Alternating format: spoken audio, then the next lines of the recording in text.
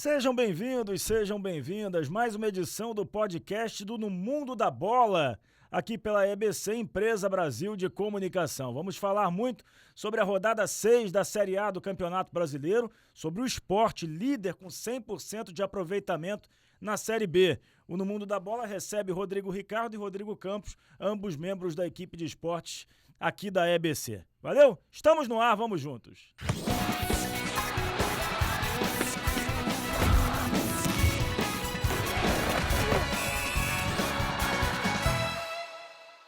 Bom, começando com a Série A do Brasileiro, gente. Dois Rodrigos aqui, né, para falar um pouquinho de futebol.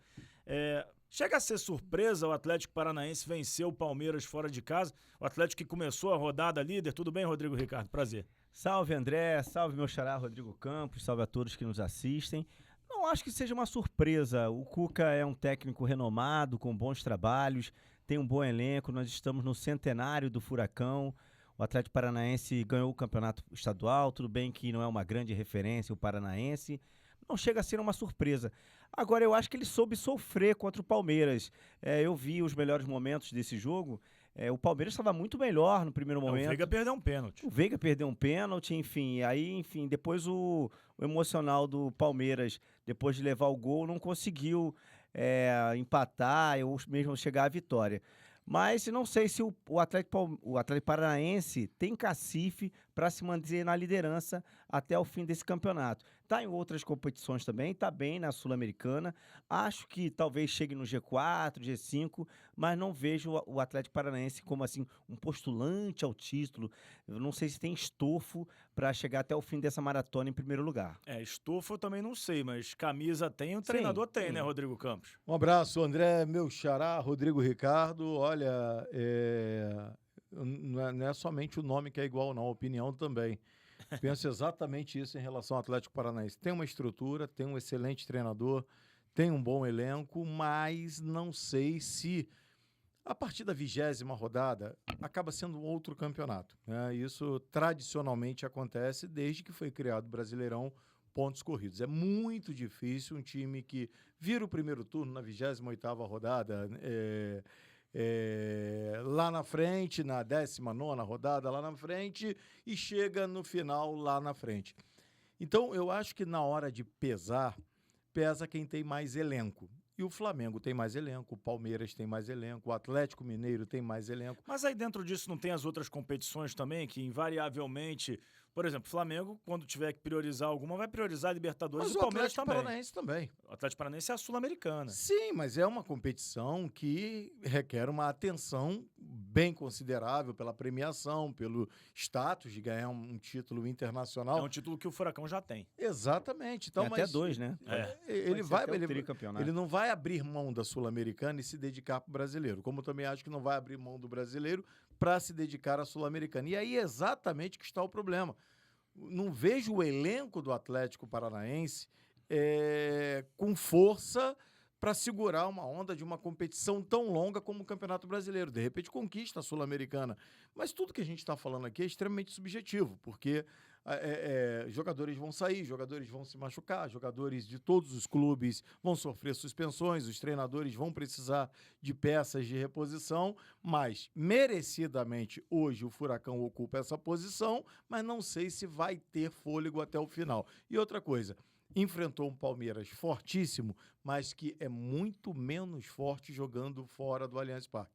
O próprio Abel Ferreira falou isso, jogar na Arena Barueri, que tem uma estrutura muito legal, não é a mesma coisa. Não é a casa do Palmeiras. Não é a casa do Palmeiras. Não é que vire campo neutro, porque a torcida toda tá ali. Mas é diferente, e isso o Palmeiras sentiu muito. Ô Rodrigo Ricardo, e assim, hoje a gente vê o Bahia ali colado no Atlético Paranaense, que é mais ou menos uma condição muito parecida com o Furacão, né? São equipes que pouca gente apontava para brigar pelo título, mas que hoje estão nessa condição. É verdade, André. Receberam muitos investimentos do Grupo City, mas se espera do Bahia, né? Até o Rogério Ceni reclamou, né? O que vocês esperam mais do Bahia? A gente está dando o nosso máximo. E realmente o Bahia, que perdeu o Campeonato Baiano para o Vitória... Foi uma surpresa. Foi uma surpresa, todo mundo já botava esse título na conta do Bahia. O Bahia que começou até um pouco vacilante no Campeonato Brasileiro e agora engrena uma boa sequência. Eu também não acho que o Bahia vai conseguir sustentar essa posição até o fim do campeonato. Mas como o meu xará disse aqui, né? Tudo aqui a gente está fazendo só especulações, porque é um campeonato muito longo e um campeonato que a gente nem sabe ainda como vai terminar. Sim. Por conta da tragédia dos nossos irmãos gaúchos, a suspensão mais do que justa dos jogos. A CBF marcou para o dia 27 um conselho técnico entre os clubes para tomar uma posição definitiva. Eu mesmo tenho dúvidas. Por um lado, acho que poderíamos parar, por outro, eu não sei até que ponto a gente ajuda parando, os clubes ajudam parando. Porque assim tem a indústria do futebol, né? Exatamente. A gente tem que pensar desde o chão de fábrica. Por exemplo, tem a galera que pouca gente pensa e fala, mas a galera que vai vender lá o seu refrigerante, a sua água no entorno dos estádios, essa galera ficaria sem ter o trabalho, sem ter como ganhar dinheiro. Com certeza. E eu não sei se, como tem acontecido, jogos beneficentes, com renda revertidas, não valeria mais a pena do que a gente simplesmente paralisar o campeonato. Agora, o Rodrigo Campos, o Bahia é uma equipe que tem um investimento do City, mas tem um trabalho sério também ali do Rogério Ceni. Investimento não é sinônimo de resultado. A gente vê o Vasco aí com um grande investimento Investiu e o mal. resultado não vem. O Bahia investiu bem. O Rogério Ceni foi muito criticado, principalmente na passagem dele pelo Flamengo, onde ele foi campeão brasileiro pelo Flamengo, ele foi muito criticado. E eu acho que as críticas que são direcionadas ao Rogério, elas vão muito mais para o comportamento dele vestiário com os jogadores do que tecnicamente o trabalho que ele faz. Porque tecnicamente o trabalho dele é bom. Flui. E isso é inquestionável. Os números mostram isso. Onde ele passou, ele foi bem. Exatamente. Agora, numa situação muito semelhante à do Atlético Paranaense, eu não vejo o Bahia também com fôlego para ser campeão brasileiro. É um time que, se chegar entre os 4, surpresa? Não. Fruto de um trabalho, fruto de um time muito bem montado, fruto de uma comissão técnica que está fazendo um grande trabalho. Agora, se for campeão, para mim vai ser surpresa. Tirou a invencibilidade do Bragantino, que não perdia desde a estreia na Sul-Americana lá pro Racing, já tinha 9 jogos. Não, agora o Bahia, eu acho que ele vive a obrigação de vencer a Copa do Nordeste, né? Dentro, a meta. No universo dele ali, Bahia e Fortaleza são as equipes que, teoricamente, brigam pelo título, têm os maiores investimentos, né? Vamos aguardar, mas certamente eu acho que está entre as metas que os dirigentes fazem, vencer a Copa do Nordeste. Era uma meta mais tangível, talvez no brasileiro está entre ali os 6 primeiros, seria a meta do Bahia esse ano. Agora é muito curioso, né? Que se a gente olha aqui a classificação do campeonato, beleza, terceiro Flamengo, quarto Botafogo. O Atlético Paranaense tem 13, o Bahia também, o Flamengo tem 11, o Botafogo tem 10. Todos eles com 6 jogos. Mas aí se a gente pega o quinto e o sexto, que são os mineiros, Cruzeiro e Atlético, os dois têm 5 jogos. O Cruzeiro tem 10 pontos em 5 jogos. Então tem 66% de aproveitamento. E por pontos perdidos, ele também é líder. O que é uma surpresa. O Cruzeiro é uma equipe que ninguém aponta nada, né, Rodrigo Campos? Uma equipe fraca. Com todo respeito ao Cruzeiro, o time do Cruzeiro é fraco. Mas está pontuando acima da média. Acima. E até aqui, com 5 jogos disputados, para mim é uma das maiores surpresas do Campeonato Brasileiro. O Bahia está lá em cima, não é surpresa. O Atlético Paranaense está lá em cima, não é surpresa. O Cruzeiro, com essa pontuação, é surpresa. Porque eu acho o time do Cruzeiro bem limitado, mas muito limitado mesmo. Time para meio de tabela, olhando sempre com cuidado para quem está atrás. O Botafogo é surpresa, Rodrigo Ricardo? Botafogo com 10 pontos em 6 jogos? Não, ano passado foi surpresa. E eu acho esse ano não é mais. Esse ano não é mais. Esse ano se espera mais do Botafogo, se espera até pelo menos G4 do Botafogo, né? Ano passado o Botafogo frustrou a sua torcida, liderou de ponta a ponta, no final acabou ficando em 5º lugar. Esse ano pelos investimentos, né? Tem a Libertadores, né? Que tem um jogo, inclusive, muito importante no meio da semana. Me pareceu, eu fiz esse jogo ontem do Botafogo. Botafogo até me pareceu já com a cabeça em Lima, um pouco desconcentrado no jogo com o Fortaleza. Mas o Botafogo não é surpresa, a gente espera muito desse Botafogo. Tem um elenco robusto, tem bons valores, tem um técnico, tem uma proposta de futebol ofensivo, interessante esse Arthur Jorge, e eu espero que o português que chega ao Vasco também faça um bom trabalho aí no Clube Carioca. O Vasco venceu, voltou a vencer, mas não convenceu, né, Rodrigo Campos? Irritou, né? Principalmente naquele final de jogo. Primeiro tempo, então? O Vasco é o time que consegue irritar até vencendo. É impressionante. O primeiro tempo do Vasco foi um trem fantasma. Mas do né? Vitória também. O jogo foi horrível. O jogo foi horroroso. São 2 equipes fracas. Mas o que você espera do Vasco contra o Vitória em São Januário, mesmo não estando lotado, e a responsabilidade de não estar lotado não é do torcedor e sim do time, porque São Januário sempre está lotado, mas o torcedor tem uma hora que ele vai cansando. É o menor público do Vasco nos últimos anos, talvez. Dia das Mães, né? Vamos dar um desconto. Não foi se por estivesse isso. vencendo, Tava cheio. a mãe ia, a avó ia, a família toda. O almoço do Dia das Mães seria no lá. restaurante do É Vasco. isso, verdade. Concordo. O Vasco sempre lota, mas fruto das exibições recentes, nesse último jogo foram 11 mil torcedores. Que não é um público ruim. Não é um público ruim, mas muito abaixo do que se espera. Normalmente vai o dobro. Agora, o primeiro tempo foi coisa de trem fantasma, deu medo ver o Vasco no primeiro tempo. No segundo tempo, quando tem uma sensível melhora, consegue fazer 2-2, fazer o torcedor imaginar que, ufa, hoje vai tudo correr bem. Com calma. Resolve tomar um gol infantilmente, um vacilo individual do Matheus Carvalho. E se tem mais 3 minutos de jogo, a chance do Vitória empatar era enorme. Mais 5 minutos de virar era enorme. Então, o Vasco continua irritando muito seu torcedor. É preocupante, sim, a situação do Vasco. A Payet dependência, os 2 gols saíram de assistência dele. O Verratti, que eu fico às vezes com pena, dá vontade de acabar o jogo, dar um abraço. É um lutador, né?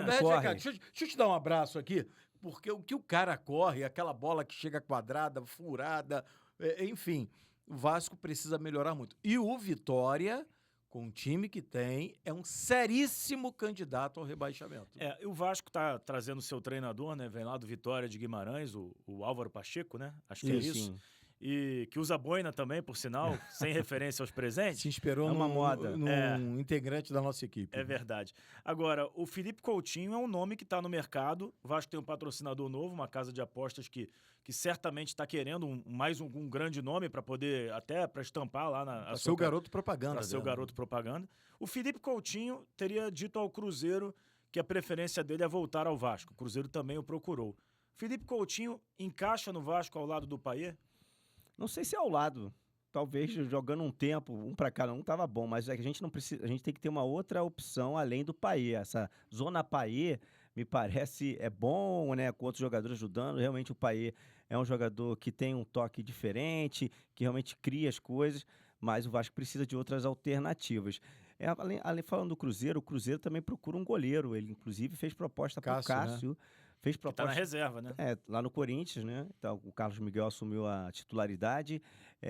Procurou o Fábio também, que saiu um pouco escorraçado, digamos assim, né?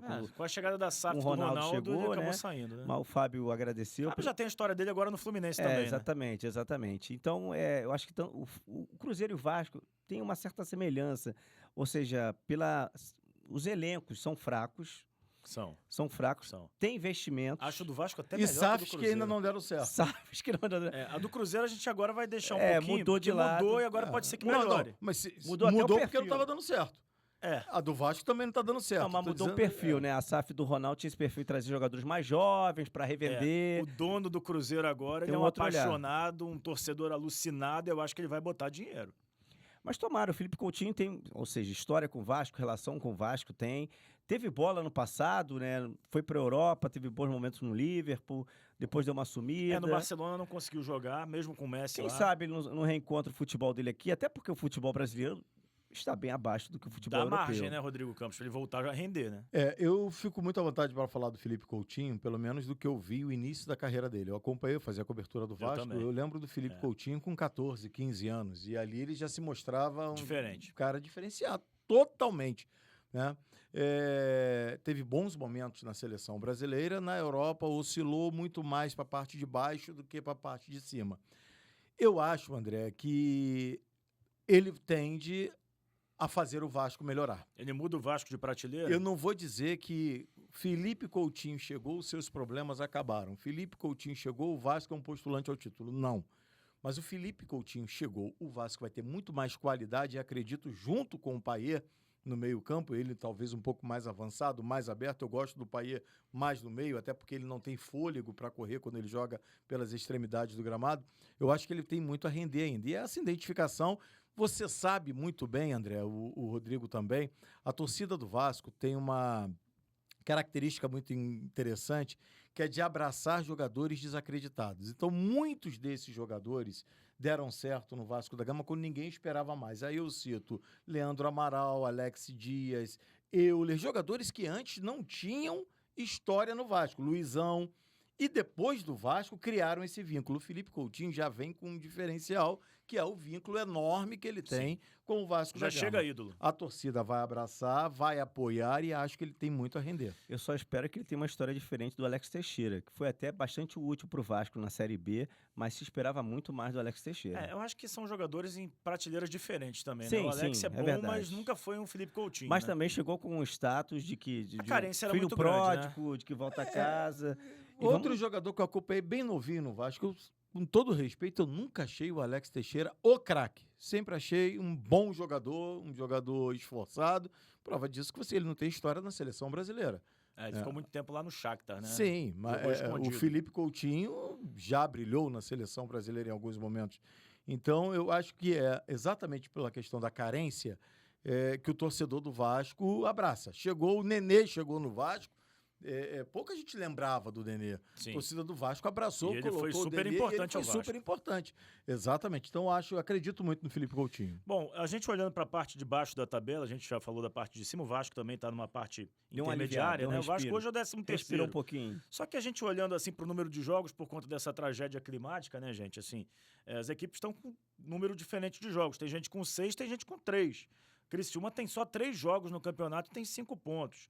O Cuiabá, que é o lanterna, não pontuou ainda, nem fez gol ainda no campeonato, tem 4 jogos. Então, assim, são colocações que podem mudar à medida que o número de jogos se igualar. Mas o Fluminense, ele está nesse momento na zona de rebaixamento. Ele joga com o São Paulo para fechar essa rodada número 6. O Fluminense é candidato ao rebaixamento? Não sei se candidato ao rebaixamento, mas tem muitas competições. A Libertadores é a prioridade do Fluminense. Venceu um jogo no meio da semana que jogou mal, muito mal, foi bombardeado. O placar foi mentiroso. Foi um placar mentiroso. Hoje eu acho que não vai ter boa sorte com o São Paulo, que vem melhorando muito com o Zubeldia. Os dois jogam pela Libertadores na quinta-feira. Talvez hoje tenhamos as duas equipes poupando alguns atletas. Tem o problema do Caleri, também está machucado, não vai ter o Ganso, enfim, o Fluminense tem uns desfalques, vai poupar alguns jogadores. Eu vejo, não vejo que o Fluminense vai cair, mas eu acho que o Fluminense vai ficar naquela posição intermediária dentro do Brasileirão, por conta que tem um elenco limitado, na conta do chá, e ainda envelhecido. E aí, Rodrigo? Acho que o Fluminense, obviamente, prioriza a Libertadores e não tem elenco para priorizar nada. Não tem. Não tem. Também acho. O Fluminense tem nomes, mas não tem elenco. É isso. Nomes famosíssimos, mas jogadores acima dos 35, 36, 37 Tá chegando mais anos. Tá chegando mais um, Thiago Silva. E jogando em alto nível ainda na Sim, Europa. é Né? É bom que se diga o Thiago Silva. E a gente discute muito, vou até colocar o Rodrigo nessa roda, que o André é teimoso pra caramba. É diferente o Thiago Silva, com 39 anos. Se ele jogasse ao lado do Nino, com 20, é uma coisa. Ele jogar do lado do Felipe Melo é outra. Ele olhar para o lado e ter o Marcelo com 40 é uma coisa. Ele olhar para o lado e, de repente, um cara de 20 é outra. Ele olhar para frente, a cobertura dele é do Ganso, com 64. É diferente. Então, eu tenho minhas dúvidas. Acho o Thiago Silva um baita de um jogador, mas não sei se vai dar certo. Se der, vai ser uma surpresa muito agradável. Fluminense não tem elenco, por outro lado, para cair. Não tem elenco para brigar por 2 competições, mas não tem elenco para cair no Campeonato Brasileiro. Eu acho que a partir do momento que ele definir sua vida na Libertadores, ele vai olhar com mais carinho para o brasileiro e, conforme disse o Rodrigo, vai brigar ali pela 9ª, 8ª, 7ª posição, de repente até buscar um G4, mas ser campeão também não. Então, se a gente olhar para a zona de rebaixamento hoje, o Fluminense é o 17º com 5 pontos. Aí vem Vitória com 1, Atlético Goianiense com 1, Cuiabá com nenhum. Fluminense é um intruso aí? Digamos, está um visitante por aí. Um visitante? Está um visitante. Acho que vai sair, não vai ficar nessa zona, não. Eu não consigo imaginar o Fluminense na zona do rebaixamento e o Corinthians não. O time do Corinthians é muito feio. Eu fiz no último sábado. O Corinthians está acima do Fluminense, na verdade, só por conta do saldo de gols. Exatamente. Mas permanecer nessa zona, mesmo como visitante, é muito incômodo para um time grande. Muito. E se não sair rápido, pode dar problema. Agora é curioso, né? Os gaúchos, que infelizmente não estão jogando por conta da tragédia climática, todos numa posição intermediária, as rodadas vão passando, já são 2 sem que eles joguem, e não caem numa condição ruim. O Grêmio é o 12º, o Inter é o 10º, e o Juventude está tudo bem, é ali 15º, mas 4 partidas, 5 pontos. Está dentro do que se espera do Juventude, que não é uma equipe que vai brigar por muita coisa. Dentro dessa questão, já se sabe que a maioria dos clubes não quer a paralisação do Campeonato Brasileiro. Então, no dia 27, tem uma reunião na CBF para decidir critérios técnicos, de repente para mudar até o regulamento do campeonato. Já se fala, já tem uma corrente que defende o não rebaixamento nesse ano. Eu concordo. Teríamos no ano que vem 24 clubes na Série A, porque ninguém vai mexer com a Série B. Quem está na Série B está jogando para subir. E aí? Eu acho que... Eu defendo que os times gaúchos não caiam, mas que o rebaixamento valha para os outros. Não, mas já temos certeza, não vai parar. Não vai parar. Mas essa coisa dos clubes gaúchos não caírem, estruturalmente é muito difícil você imaginar. Não, mas seria para qualquer equipe não cair. Não, aí sim. Sem mas rebaixamento. Aí sim, porque não somente os clubes gaúchos. Eu, primeiro, sou favorável à paralisação. Não vai parar mais? Que nessa reunião que deveria acontecer hoje, pois é, ou na semana passada, vai ser no dia acontecer 27. dia 27. Mas aí será que não vai subir ninguém da Série B? Não, vão subir 4. Aí vão ficar 24 clubes na Série A. Só que o que vai acontecer? 24, né? Provavelmente ninguém vai cair em nenhuma divisão. É isso que vai acontecer. Mas na Série B não há clubes gaúchos, poderia cair. Mas na C nós temos clubes sim, gaúchos. Na Série C sim. Aí ninguém vai cair da C para D, mas da C sobe em 4. E aí, como é que faz? Tem que fazer uma equação, uma matemática. Não é tão simples assim. De equilibrar essas chaves. Eu sou totalmente contra a manutenção da competição, que vai continuar, pelo visto. Essa reunião marcada para dia 27, para mim, foi um dos maiores absurdos. Demorou muito. Que eu já vi no futebol brasileiro. O que vem chovendo ainda, infelizmente, no Sul, é uma barbaridade. Era uma reunião emergencial. E os clubes gaúchos, o Grêmio está se organizando, ainda não se tem local nem nada, mas para treinar em outro estado e se tiver que jogar em outro estado também. Porque assim, a CBF... ela pode até parar os jogos dos clubes gaúchos, mas a Conmebol vai aceitar isso até quando? Sim, vai chegar uma hora que... mexe na América do Sul inteira. Exatamente. A Conmebol não vai ficar... Não vai. Passando a mão de jeito nenhum, mas não vai ficar fazendo tudo que a CBF quer em relação... O Grêmio tem que se preparar mesmo. Exatamente. Então, enfim, o prejuízo técnico é muito grande desses 3 clubes gaúchos, é muito grande. Há quem diga, mas eles estão descansando. Coisa nenhuma, amigo. Primeiro, não tem cabeça para descansar e nem estrutura para treinar. E então, os jogadores muitos estão ajudando nos resgates. Exatamente, sim. Que aliás uma linda ação de cada um que eu vejo lá, eu acho maravilhoso. Então, o prejuízo para essas equipes é muito grande. Então, já que o primeiro erro foi colocar essa reunião para dia 27, amenize tantos erros, fazendo com que ninguém caia da Série A para B. No ano que vem, os 4 primeiros subam e aí, meu irmão, vamos decidir como é que vai ser na C e na D. Aí descem 8 no outro ano. Não, 8 não dá, né, meu? 8 é 1/3 do campeonato, pô. Não dá, não. É o profeta do apocalipse. Ele quer fazer a galera sofrer. Pô, com 4 já tá muito. Tu quer botar 8? Para com isso. Hein? Mas em algum momento vai ter que acertar essa conta aí, pra voltar aos 20. Daí, vamos falar então de Série B, que o Sport tá lá com 100% de aproveitamento. E é o líder do campeonato, Rodrigo Campos. E aí? Você teve mais oportunidades até que eu de fazer jogos do Sport, né, nessa Você Série fez B. O primeiro com o Amazonas, eu fiz esse só. Na realidade, estão 1-1. E a gente acompanhou outros jogos. O Sport é uma equipe que eu diria que está entre as 6 que vão brigar pelo título ou pela classificação. É um time muito bem armado, é um time que tem uma obediência tática muito grande, é um time que quando joga em casa a torcida compra muito a briga. Enfim, não é surpresa ver o Sport lá em cima não, André. E o Santos perdendo no Amazonas é surpresa? Foi surpresa. O Amazonas tomou 3-0 da Ponte Preta. Perdeu só de 1-0 pro Flamengo na Copa do Brasil também. Exatamente. Foi surpresa pelo histórico do Santos. O Santos vinha invicto, já vinha de uma boa temporada no Campeonato Paulista, disputou palmo a palmo o título com o Palmeiras e também nesse início de Série B vinha atropelando todo mundo. Então, foi surpresa sim o Amazonas, que é um time que oscila, né? Tem bons valores, tem confusões extracampo, como o Jô promove, mas é um time que pode aí, não sei se surpreender, vamos aguardar. Mas é um time interessante, eu torço porque é um time jovem, um time que acabou de nascer. A primeira vitória do Amazonas numa Série B. Exatamente, e vai ter o jogo da volta contra o Flamengo pela Copa do Brasil. Sim. Vamos ver, torcer para a onça, né? Fazer um bom papel. O André, sim, claro que concordo com o Rodrigo, surpresa, o Amazonas ganhar do Santos. Mas a gente também não podia esperar o Santos da primeira à 38ª rodada ganhando todo mundo. Não vai. Ele ia perder e vai perder outras vezes. Exatamente. Vai perder mais vezes. E não perdeu para um time qualquer. Perdeu para um time que é bem estruturado também, Concordo. que tem bons jogadores. Então não é motivo para você, torcedor do Santos, achar que a Série B vai ser terrível. Não, o Santos está no caminho certo. Vai perder, com certeza, lá na frente, de novo vai. Mas tem time, para mim, é o grande favorito a conquistar a Série B, junto com o Sport e com outras equipes que estão surgindo. Goiás, América Mineiro. Goiás, América Mineiro. Aí numa prateleira um pouquinho abaixo, o Mirassol, que a gente já trabalhou alguns jogos. É uma Decepciona equipe que... o Curitiba, né? Curitiba, uma grande Pela decepção. tradição, né? A Ponte Preta deu uma melhorada, mas também não deixa de ser uma decepção. Guarani, decepção também. Decepção. Pela camisa que tem, pela força que tem. Agora, isso tudo evidencia uma coisa. A Série B está muito equilibrada. Está muito interessante. E até o final, essa coisa dos 4 primeiros, dos 4 últimos, isso vai mudar muito, meu amigo. Vai, também acho. Rodrigo Ricardo, Rodrigo Campos, valeu pela participação. Obrigado. Até a próxima, galera. Um abraço. Forte valeu, abraço. Tchau, O tchau. No Mundo da Bola volta semana que vem, falando de futebol, de Série A, de Série B. Valeu, galera. Um abraço.